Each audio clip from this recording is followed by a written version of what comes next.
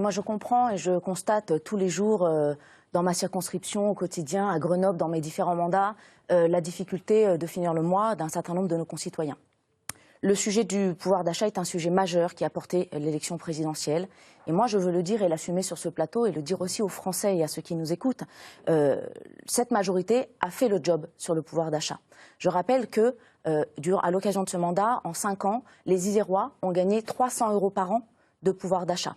C'est une réalité. C'est quelque chose que je crois on ne peut pas nier. L'autre chose que je voulais apporter, c'est de dire que dans cette répartition du pouvoir d'achat, lorsqu'on regarde le revenu médian, c'est-à-dire à peu près 50% qui touchent au-dessus, 50% qui touchent en dessous, eh bien ceux qui touchent moins que le revenu médian sont ceux qui ont le plus bénéficié des mesures de pouvoir d'achat. Et je ne voudrais pas laisser croire des contre-vérités. Est-ce que cela suffit? Non. C'est bien pour ça qu'à l'occasion de la crise en Ukraine et de l'augmentation des prix, on a mis le bouclier tarifaire pour limiter l'impact de l'augmentation. Regardez les augmentations de l'inflation en France, on est à un peu plus de 4,5. En Italie, c'est plus de 7. Partout ailleurs en Europe, l'inflation augmente beaucoup plus qu'en France. Est-ce qu'on doit s'en satisfaire? Non, on est bien d'accord. C'est pour ça qu'il faut continuer. C'est pour ça que le travail doit payer mieux.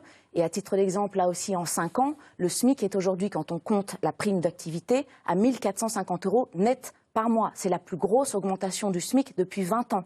Donc on a comme ça égrené la baisse des impôts aussi. Tout cela vient réparer des injustices. Et je pense évidemment au Ségur avec les infirmières qui étaient les moins bien payées de l'OCDE. Donc tout cela, les 280 € par mois des infirmières, viennent réparer des injustices. Il faut continuer. Je ne dis pas que tout c'est insuffisant et qu'on a fait tout ce qu'il fallait. Mais il faut aller encore plus loin. On va justement demander à deux Frédérique propositions, Puissat, juste pour à Émilie terminer. Marche. Ouais, 2 propositions, puisqu'on est en programme. La première, c'est la répartition des richesses et le dividende salarial. Plus aucune grande entreprise ne pourra donner des dividendes à ses actionnaires sans redonner aussi à ses salariés.